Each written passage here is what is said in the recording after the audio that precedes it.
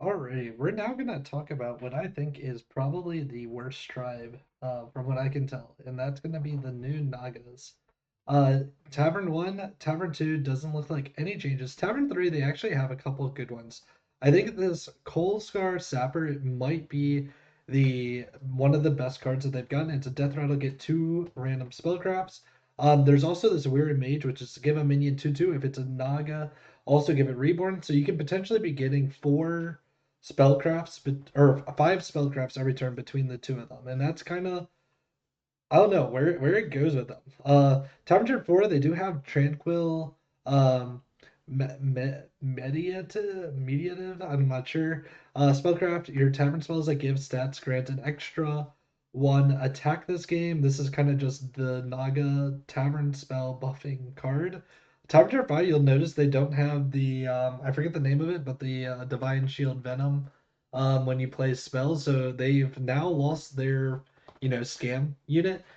We do have Sunburst, Sorcerer, Death Rattle. Again, it's Shifting Tide. Shifting Tide's a new spell. It's a Tavern 4, 2 calls, give a minion 3/3. If it's a Naga, give it another 3/3.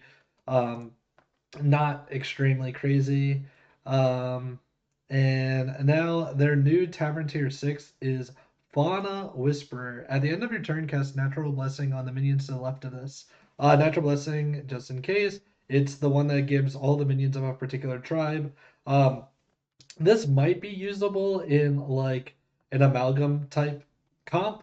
But really Groundbreaker still is the probably the best way to scale, but you'll notice that the 5 calls spellcraft get a Naga is gone. And when we start looking at the um trinkets, it did like I was going through these and like I couldn't find any trinkets that were super naga until like Lone Walker Cho, or the Lone Walker scrolls. Maybe I'm missing something, but Lone Walker scroll, if you remember, it's a whenever you play a spell that targets a minion, it gives a 2/1 for the lesser and a 5/5 for the greater. So this is just a good way to kind of stabilize a bit in the mid game.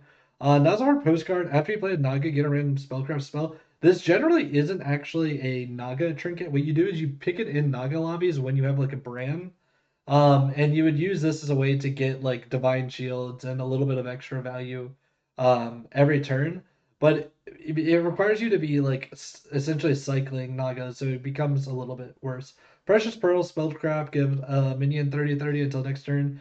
It's okay for stabilizing, but it's not a very good trinket. Like generally, most of the trinkets are going to give more than 30/30. Also, because of Spellcraft, it's not a permanent 30/30 every turn unless you have your Lava Lurker, and granted, Lava Lurker's kind of fallen off.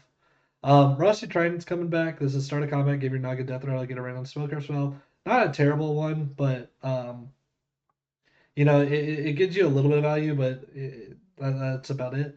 Shaker Portrait, get a Zesty Shaker. Your Zesty Shakers give 2 extra copies of the spell. This is gonna make like a Tavern 2 Naga lobby where you have just the Lava Lurker, Zesty Shaker, Thaumaturgus. Um, that's going to be a thing, but that's kind of about it. It is a greater trinket. They did learn that Shaker can't be a lesser trinket, a bit ago, but that's about it. Thaumaturgus portraits are kind of interesting that they're doing another greater trinket for the tier 2 Nagas. So get a Thaumaturgus. Your Thaumaturgus spellgraphs are permanent.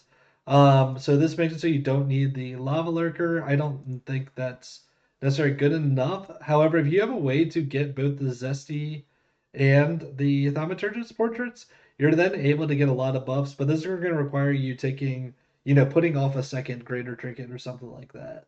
Um, Continuing to go through Token of Old Gods, honestly, is actually a little bit nerfed because you used to be able to hit the shaker that was on 4 to make it a 5 and get Token of the Old Gods back. And that was a way to discover sixes pretty early. And they got rid of it. So that's just kind of makes it a lot worse. Here's a new one. Vashir Anemone. Sorry. Start a combat. Give your Nagas 1 health. This is improved by every 4 to, I'm assuming, give another extra 1 health. I'll be honest, it doesn't seem extremely strong. Yeah, Nagas like aren't like a tribe where they already have a lot of stats already. Like they're gonna be pushing for as many stats as they can get. So I don't think just a like extra little bit of health is gonna be that game warping.